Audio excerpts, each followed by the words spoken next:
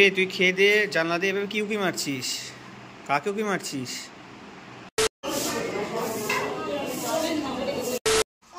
গতকাল রাত থেকে ও প্রচেষ্টা চালিয়ে যাচ্ছে।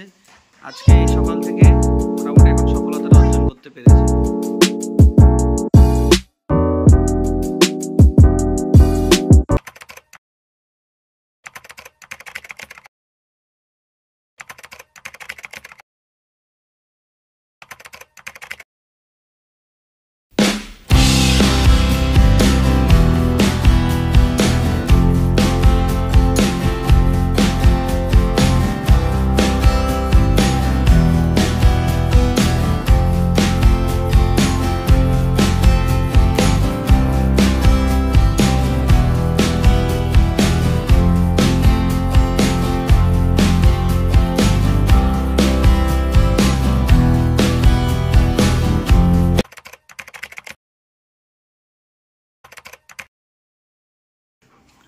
ও কনসেন্ট্রেশন ব্রেক করছে না ওকে মাথা মানে এটাতে লাগিয়ে দিয়েছে, এটা আজকে নিয়েই ছাড়বে মুখে করে, বল যেরকমই হোক বলটা আজকে মুখে করে নেবে।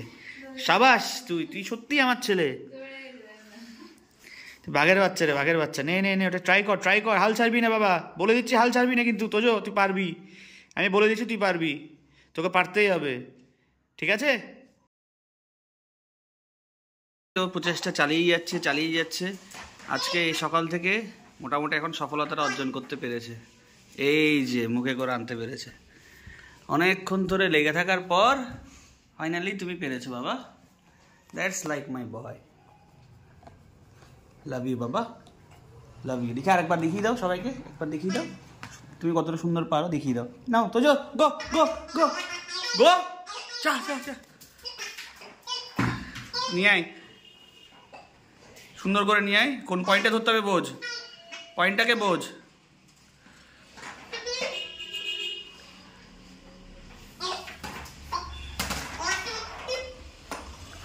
এই দেখো লক করছে, ঠিক আছে? চালাক মানে ঠিক, হ্যাঁ লক করেছে, আমি কালকে ওকে দেখাচ্ছিলাম তো। Good boy, very good boy.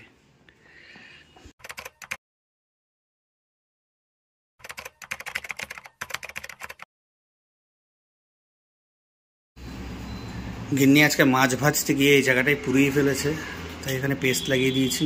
তোমরা অন্য কোনো কিছু ভেবো না আবার,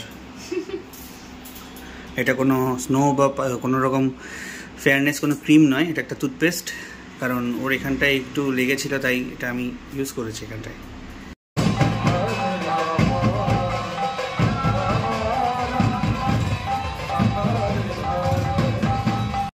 গুড ইভিনিং এভরিওয়ান। তো আফটার লাঞ্চ আমি আজকে ঘুমিয়ে পড়েছিলাম, কারণ এতটা গরম পড়েছিল, প্রচন্ড অস্বস্তি লাগছিল।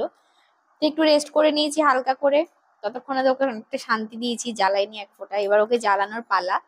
তো ভালো লাগছিল না ঘরে, ভাবছি আমাদের পাশে যে মন্দিরে অনুষ্ঠান হচ্ছে ওখানে একটু ঘুরে আসবো, প্লাস একটা ছোটখাটো মেলাও হচ্ছে, তো ওখানে একটু নিয়ে যেতে বলছি, দেখি এখন স্যার নিয়ে যায় কিনা। ওকে তো অনেকক্ষণ ধরেই জ্বালাচ্ছি নিয়ে যাওয়ার জন্য, আর একটু হাওয়াও দিচ্ছে, এখন হয়তো বৃষ্টিও হতে পারে। তো দেখা যাক যেতে পারি কিনা, হোপসো গিয়ে ঘুরে আসতে পারবো। তো রেডি হয়ে একটু নিচের মেলা থেকে গিয়ে একটু ঘুরে আসবো।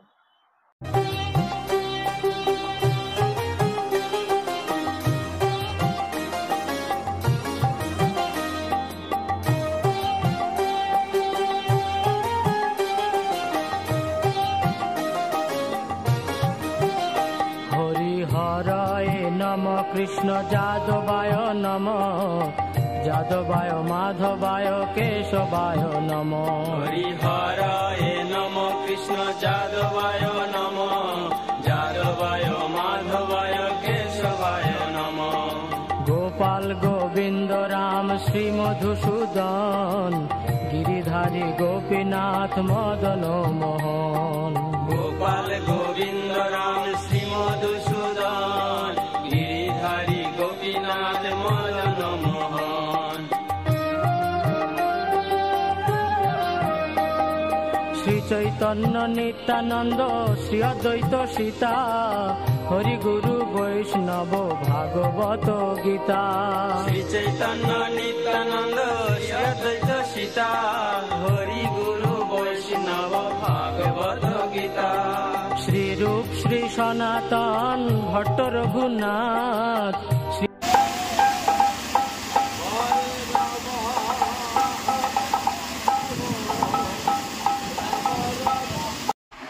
3টে পয়েন্ট আছে, 3টে ছিদ্রের মধ্যে বলটাকে গ্রিপ করতে হবে, এইভাবে জাস্ট গ্রিপ করতে হবে, সেটা আমি ওকে জাস্ট বুঝিয়েছিলাম।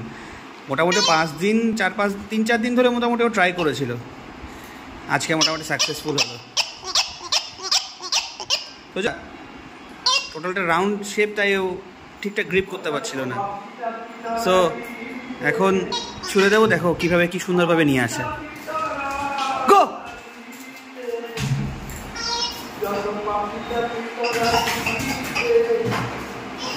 পাপা কাম কাম কাম, নিয়ে আসো। এই তো, good boy, very good boy. কি সুন্দরভাবে বলটা গ্রিপ করেছে দেখো, খুব ইন্টেলিজেন্ট। বসো বাবা, সিট, গো গো, লাস্ট টাইম যা, অনেক হাঁপিয়ে গেছিস। নিয়ে আয়, সুন্দর করে গ্রিপ করো, পয়েন্টে ছিদ্রতে গ্রিপ করো। সাবাস, এই তো পড়ে যাচ্ছে কেন, গ্রিপ করো। আমাদের মন্দির প্রদর্শন করতে করতে বৃষ্টিটাও চলে এসছে, সো ওই জন্যে বেশিক্ষণ আর খুব ওখানে স্টে করতে পারিনি। সো বাড়িতে চলে এসেছি। বাড়িতে যেহেতু একদম মন্দিরের পাশে আমাদের বাড়ি, ঠিক অপোজিট সাইডে, সো ওই জন্য আমরা বাড়িতে চলে এসেছি। বাড়িতে আসার পর তোষুটার সাথে একটু টাইম স্পেন্ড করলাম, অনেকক্ষণ খেলাধুলা করলাম। সো ভাবলাম এবার তোমাদের সাথে একটু গল্প করতে বসি। সো দেখতে দেখতে প্রায় 6টা মাস হয়ে গেছে আমি আর গায়ত্রী, আমরা এই টোটাল প্রেগনেন্সির এই টোটাল জার্নিটাকে আমরা উপভোগ করছি দুজন মিলে একসাথে। এখন মাঝের মধ্যে মানে ভাবতে খুব অবাক লাগে যে মানে যখন ওর সাথে যখন মাঝে মধ্যে গায়ত্রী যখন কথা বলে বা আমি যখন কথা বলি, ও রেসপন্স করে, ও ঠিক করে আস্তে আস্তে। সো এই ছোট্ট ছোট্ট বিষয়গুলো না মানে এতটা, তোমরা যারা যারা প্রেগনেন্ট মম মানে এখন যারা আছো বা যারা হয়েছো, যাদের এই এক্সপিরিয়েন্সটা আছে, তারা একমাত্র খুব ভালোভাবে এই ব্যাপারটার সাথে রিলেট করতে পারবে। একটু আগে ওর পাপা কথা বলছিল ওর সাথে, আর ও কি মানছে প্রতিটা কথায়, আমার প্রতিটা কথাতে বিশ্বাস করবে না তোমরা, প্রতিটা কথাতেও রেসপন্স করছিল। তো বলছে এই জন্য জেলাসি যে তোমার সন্তানটা তোমার ভক্তই হবে, তোমার খুব নেওয়াটা হবে। সো যাই হোক, আমি চাই সুস্থভাবে একটা সন্তান, ঈশ্বরের কাছে একটাই প্রার্থনা করি যাতে সুস্থভাবে পৃথিবীতে আসে, আর আমরা যাতে আমাদের মাতা পিতা হিসেবে যে দায়িত্ব বা কর্তব্য সেটা যাতে আমরা 100% আমরা যাতে পূরণ করতে পারি। একটা কথা না বললেই নয়, তোমরা যারা যারা আমাদের ব্লগগুলো দেখো তারা নিশ্চয়ই জানো, শ্যামা পুজোর দিন বা কালী পুজোর দিন প্রথম আমরা নিউজটা পাই। এটা তোমরা বিলিভ করো বা না করো সেটা আমি জানি না, সত্যি কথা বলে সেদিনই প্রথম নিউজটা পাই। আর এমন দিনে নিউজটা পাই যেটা মানে একটা ঈশ্বরের আশীর্বাদ বলে আমার অনুভব হয়েছে, আমার আর গায়ত্রী দুজনেরই। সো আমাদের কোনো সেরকম কোনো প্ল্যান ছিল না, সত্যি কথা বলতে আমরা কোনো প্ল্যান করিনি, বেবি প্ল্যানিং আমরা তখনও করিনি। সো এবার এমন একটা দিনই এসছে, আর যেহেতু মায়ের আশীর্বাদ হিসেবে আমরা অ্যাকসেপ্ট করেছি, এবার যাই আসুক যেভাবে আসুক আমরা শুধু মার কাছে এটাই প্রার্থনা করি যাতে সুস্থভাবে সে যাতে পৃথিবীর আলো দেখতে পাই। সো আজকে গায়ত্রী মন্দির থেকে হঠাৎ করে, আমরা মন্দিরের মহোৎসব দেখে আসার পর হঠাৎ করে গায়ত্রী আমাকে বলছে একটু বাইরে থেকে গান প্র্যাকটিস করবো, অনেকদিন গান প্র্যাকটিস করি না। যদিও সচরাচর হারমোনিয়ামটা পড়েই আছে, ও সেভাবে প্র্যাকটিস করে না, আগে করতো, এখন সেভাবে খুব একটা করে না। এখন যেহেতু অনেকটা উইক থাকে বা কাজের কর্মের মধ্যে যখন ব্যস্ত থাকে, তাই গান সেভাবে প্র্যাকটিস করা ওর হয় না। সো আজকেও আমাকে খুব করে বলছিল একটু বাইরে দিকে আজকে খুব শ্যামা সঙ্গীত করতে ইচ্ছা করছে। তো আমি বললাম ঠিক আছে চলো, হারমোনিয়ামটা আছে, সমস্যা কোথায়, তুমি প্র্যাকটিস করবে, গান করবে, সমস্যা কোথায়, এটা প্র্যাকটিসের মধ্যে থাকতে হবে। সো ও বললো চলো বাড়িতে যাই, বাড়ি থেকে একটু গান করবো, একটু মায়ের গান করবো। তো আমি ওকে বারণ করতে পারিনি, কারণ সত্যি কথা বলতে আমাদের বাড়িতে মনসা পুজো হয় ঠিকই, আমাদের বাড়িতে প্রথম 2020 সাল থেকে মনসা পুজোটা শুরু হয়। সো ধরতে গেলে আমাদের কুলদেবী যেটাকে বলা হয়, প্রথম কুলদেবী আমাদের মা মনসাই। এখনও কালী পুজো শুরু করার আমার ইচ্ছা আছে ঠিকই, এখনও সে আশা পূরণ হয়নি। সো তার মধ্যে যদি একটা কাল অসহ্য পড়ে যায়, এই বছর তার করা যাবে না যতদিন না বাবার বাৎসরিক হয়। সো বাবার বাৎসরিকের পর ইচ্ছা আছে কালী পুজোটাও শুরু করব মায়ের আশীর্বাদে, সব কিছু যদি ঠিকঠাক থাকে সব কিছু এবার মায়ের ইচ্ছে। আর তোমরা একটু প্রার্থনা করো যে আসতে চলে সে যাতে সুস্থভাবে আসে, পৃথিবীর আলো যাতে দেখতে পাই। আমি সবার কাছে শুধু একটাই প্রার্থনা করি, যাতে আমার সন্তানরা যিনি আসতে চলেছে, আমাদের সন্তান যিনি আসতে চলেছে, সে যাতে সুস্থভাবে আসে। আর শ্যামা সঙ্গীত বলতেই মানে আমি খুব রামপ্রসাদের খুব গান শুনি। রামপ্রসাদের গান আমার বরাবরই খুব ভালো লাগে। আর তোমাদের সাথে অনেকগুলো কথা আমার শেয়ার করার আছে, সেগুলো এখন বলবো না, আজ বলবো না, ধীরে ধীরে আমি বলবো। আধ্যাত্মিক জগতে প্রবেশ করার আমার যে সূচনা, সেটা নিয়ে আমি তোমাদের সাথে সব কিছু শেয়ার করব। আধ্যাত্মিক জগৎ বলতে ব্যাপারটা এমন এমন কিছু ঘটনা আমার জীবনে ঘটেছে। আমি সত্যি কথা বলতে খুব নাস্তিক ছিলাম। গড সোয়ার, একমাত্র ঈশ্বর জানে আর আমি জানি। আমার মতো নাস্তিক ছেলে খুব কম ছিল। যারা যারা আমার সাথে মিশেছিলে, আমার শৈশব বেলায় আমার সাথে ছিলে, যারা যারা এই ব্লগটা দেখছো, তারা একমাত্র খুব ভালোভাবে জানে আমি কথাটা ঠিক বলছি না ভুল বলছি। ইনফ্যাক্ট মানে এতটা নাস্তিক ছিলাম বলার মতো না। হ্যাঁ, তবে আমার মা ছোটোবেলা থেকে একটা জিনিস শিখিয়েছিল আমাকে, সেটা হলো সন্ধ্যের সময় আর সকালবেলা ঘুম থেকে উঠে ঈশ্বরের প্রার্থনা করে তারপর দিনটাকে শুরু করবে, আর সন্ধ্যের সময় ঈশ্বরের সামনে প্রার্থনা করতে হয়। এই দুটো জিনিস আমি একটু মেনটেন করার চেষ্টা করতাম। আর যেহেতু আমরা রামকৃষ্ণ ঠাকুরের দীক্ষিত, সো ওই জন্য মেনটেন করতাম। সন্ধ্যা যেটা হয় আমাদের ঈশ্বরের যে সন্ধ্যাটা হয়, সেটাও মেনটেন করার চেষ্টা করতাম। কিন্তু মনের মধ্যে আমার একটা অদ্ভুত প্রশ্ন সবসময় কাজ করতো। একটা প্রার্থনা করছি বা যাই করছি, মানে কেন করছি, কিসের জন্য করছি, ওয়াই, আমার সবসময় মনে কি কেন কিসের জন্য এই প্রশ্নগুলো কাজ করতো। সো অনেক কিছুই আমি জানি না তোমার সাথে আমি কানেক্ট হতে পারছি কিনা এই ব্যাপারগুলো নিয়ে। সো এখন আমি ডেপথে যাব না, এই সমস্ত ব্যাপারগুলো নিয়ে কিছুই আলোচনা করব না। তোমাদের সাথে একদিন সত্যি আমি সামনে বসে কিছু আধ্যাত্মিক বিষয় নিয়ে আমি আলোচনা করতে চাই। এই ব্লগটা শুধুমাত্র আমাদের যে ব্লগিং চ্যানেলটা আমরা স্টার্ট করেছি, যারা যারা এই ব্লগটা দেখছো তারা কিন্তু এটা মোটেও ভেবো না ইউটিউব থেকে কমপ্লিটলি পয়সা কামানোর জন্য চ্যানেলটা খোলা হয়েছে। এটা কিন্তু কমপ্লিটলি ভেবো না। আমার আর ওর কোনো ইন্টেনশন ছিল না যে আমাদের একটা এরকম ইউটিউব চ্যানেল খুলবো, একটা ইয়ে করব, সমস্ত কিছু আপডেট করব। জাস্ট আমি জীবনের একটা ডিজিটাল ডায়েরি হিসেবে আমার জীবনে যা যা ঘটে যাচ্ছে সমস্ত কিছু একটা ডায়েরি হিসেবে আমি এই চ্যানেলটার মধ্যে পোস্ট করে যাচ্ছি, আমার জীবনের ঘটনাগুলো। সো আমি চাই আমার জীবনে যে যে ঘটনাগুলো ঘটেছে সেগুলো আমি তোমাদের সাথে শেয়ার করতে।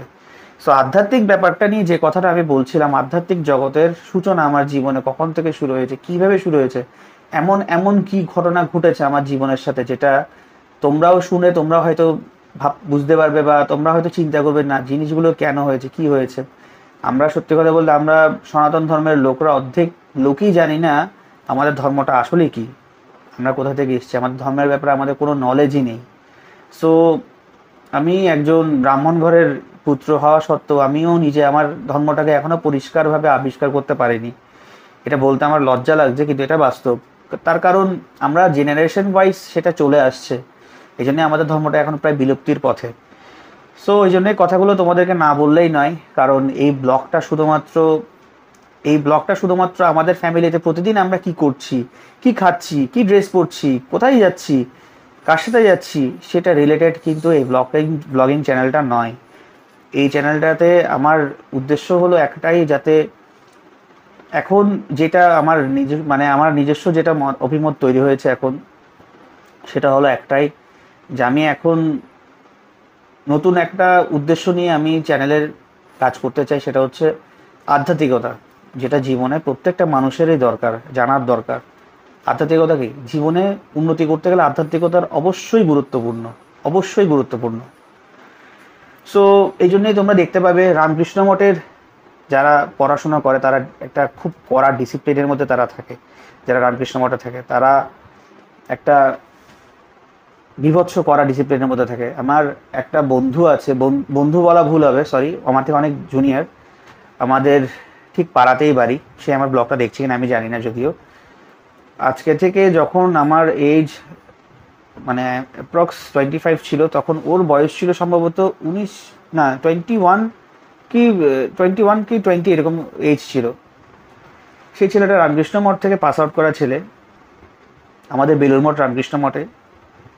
সো ও 21 বছর বয়সে ও প্রফেসর হয়ে গেছিল আমাদের হাবড়ার এক কলেজের, নেতাজি এক কলেজের সে প্রফেসর ছিল সংস্কৃতি বিভাগের। মাত্র 21 ইয়ার্স ওল্ডে একটা ছেলে প্রফেসর, তার থেকে অনেক এজেড লোক তাকে প্রফেসর বলে বা স্যার বলে তাকে সম্বোধন করতো। তো এটা একটা মানুষ হিসেবে একটা বিশাল বড় প্রাপ্তি আমি মনে করি। সো তার বাবা আমাদেরকে যখন গর্ব করে বলতো, তার বাবা পুরোহিত ছিল আমাদের বাড়িতে, তার বাবা পুজো করতেন। সো তিনি যখন কথাটা বলতেন, মানে ভাবতেই একটা জিনিসটা অদ্ভুত, মানে একটা আকর্ষণ কাজ করতো যে কী শিক্ষা নিয়ে ছেলেটা তার মানে এত দূর পর্যন্ত এগিয়ে গেছে। ছেলেটার মুখ থেকে একটাই কথা শুনেছিলাম, সেটা হচ্ছে ডিসিপ্লিন, যেটা রামকৃষ্ণ মঠ থেকে সে শিখেছিল। সেই কালচার, সেই শিক্ষা, সেই কড়া নিয়মানুবর্তিতা, যা কিছুই ঘটুক না কেন সে শিখেছিল, একটা পরিবেশের মধ্যে ছিল বলেই তো শিখেছিল। সো ওই জন্যেই আমি চাইছি আমাদের ব্লগে এখন থেকে কিছুটা হলেও আধ্যাত্মিকতার কিছু কথা আমি তোমাদের সাথে তুলে ধরবো, কিছু জানা উচিত।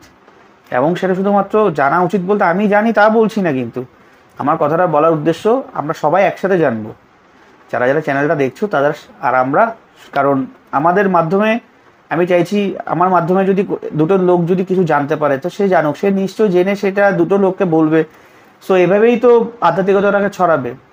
সো ওই জন্যে আমি তোমাদেরকে এটা বলার অনেকদিন ধরে ইচ্ছে ছিল, আর মনের মধ্যে খুব অদ্ভুতভাবে কাজ করছে। আর ইনফ্যাক্ট আমার সাথে জীবনে যা যা ঘটে গেছে সব কিছু নিয়ে আমি তোমাদের সাথে একদিন আসবো, সব কিছু বলবো। ইনফ্যাক্ট তোমাদেরকে আগেও বলেছিলাম আমার অ্যাকচুয়ালি জন্ম হয়েছিল শনিবারে, আর শনিবার দিনটা আমার জীবনে আসলে একটা অদ্ভুত ভালো লাগা কাজ করে আমার মনের মধ্যে। আমার জন্ম হয়েছিল শনিবারে ঠিক, আর আমার জন্মটাও হয়, মানে অন্নপ্রাশনটাও হয় আমার মায়ের মন্দিরে, কালী মায়ের মন্দিরে। আমার বিয়েটাও হয় মায়ের মন্দিরে। এটা রিজনটা তো তোমাদেরকে এতদিন তো বলেছি, তোমরা নিশ্চয়ই আমাদের আগের ব্লগগুলো দেখেছো, যে কথাগুলো তোমাদেরকে বলা হয়নি। সমস্ত কিছু আসলে যারাই ভাবে না যে সত্যি কথা বলতে সব কিছু আমরা করে রাখছি, আমাদের ইচ্ছে হচ্ছে, আসলে কোনো কিছুই আমাদের ইচ্ছে হচ্ছে না। এই পৃথিবীতে যা কিছুই হয় সব কিছুই তার ইচ্ছে হয়। এই বিশ্বাসটা যখন থেকে মনে জন্মাবে তখন থেকে তুমি উপলব্ধি করতে পারবে সত্যি তোমার ইচ্ছা আসলে কিছুই নয়। নয়তো এই পৃথিবীতে তুমি নিজেই চিন্তা করে দেখো, তোমরা যারা যারা এই ব্লগটা দেখছো সবাই চিন্তা করে দেখো, পৃথিবীতে যতই কোটিপতি লোক হোক না কেন একদিন না একদিন তাকে ঠিক চলে যেতে হয়।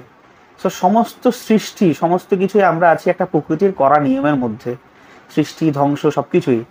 সো যাই হোক, এখন এত বেশি কথা বলবো না, অনেকগুলো কথাই বলে ফেলেছি। সো আজকে আমি চাই একটা সুন্দর একটা মোমেন্ট ওর মনের মধ্যে যেহেতু তৈরি হয়েছে, একটা আধ্যাত্মিকতা একটা মনে তৈরি হয়েছে, সেই আধ্যাত্মিকতার বীজ আজকে থেকে শুরু হোক। আজকে একটা শ্যামা সঙ্গীত করতে চাইছি। আমি যদিও অতটা ভালো গান করি না, ও যদিও অনেক ভালো গান করে। সো ছোটোবেলায় গান শিখেছিলাম ঠিকই 3 বছর, কিন্তু তারপর সেটাকে আর প্র্যাকটিসে আনা হয়নি। সো সেই জন্যেই যেটা প্র্যাকটিসের অভাবে যেটা হয়, এখন হারমোনিয়াম বাজাতেও আমি ভুলে গেছি। সো যেটা ওর ক্ষেত্রে যেটা হয়, ও অনেক বছর ধরে যেহেতু শিখেছিল, ও ইনস্ট্যান্ট জাস্ট মানে একটা গান শুনে ও ইনস্ট্যান্ট তুলে ফেলতে পারে, খুব ইজিলি তুলে ফেলতে পারে সুরটাকে। সো ওই জন্যেই ওর মনে যখন এসছে ভাবলাম মাই হয়তো দিয়েছে আশীর্বাদ বা ভালোবাসাটা দিয়েছে, তাই ওর হয়তো মায়ের গান করতে ইচ্ছে হয়েছে। আমি বললাম ঠিক আছে চলো বাড়ি থেকে তাহলে একসাথে একটু শ্যামা সঙ্গীত করা যাক। তো চলো এবার গানে ফিরে যাওয়া যাক।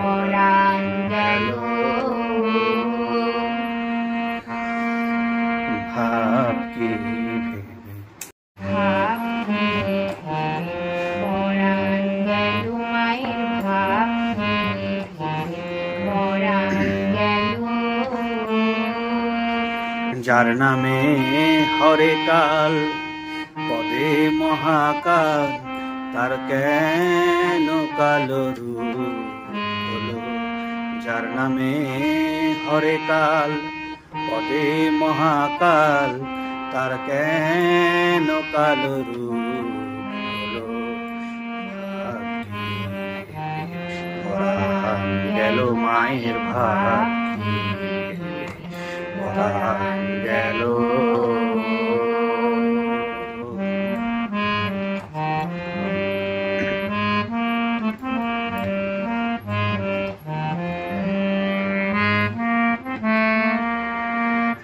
কালো রূপ অনেক আছে, বড় আশ্চর্য কালো। কালো রূপ অনেক আছে, বড় আশ্চর্য কালো। আরে রাখলে পরে হৃদয় পদ্ম করে আলো। হৃদ মাঝারে রাখলে পরে হৃদয় পদ্ম আলো। ভাবছি ভেবে পরাণ গেল মায়ের, ভাবছি ভেবে পরাণ গেল।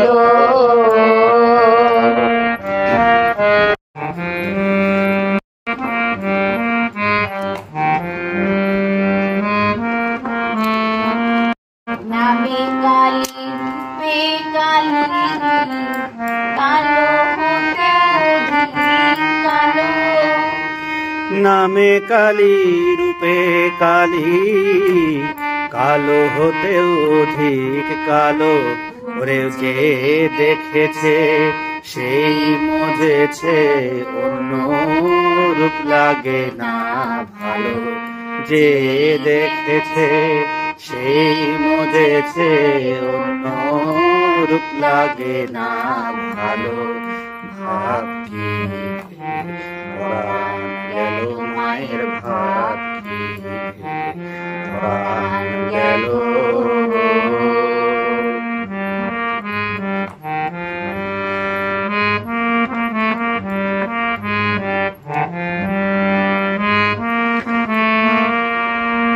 প্রসাদ বলে কুতূহলে, এমন মেয়ে কোথায় ছিল। প্রসাদ বলে কুতূহলে, এমন মেয়ে কোথায় ছিল। যারে না দেখে নাম শুনে কানে, মন গিয়ে তাই লিপ্ত হলো। যারে না দেখে নাম শুনে কানে, মন গিয়ে তাই লিপ্ত হলো।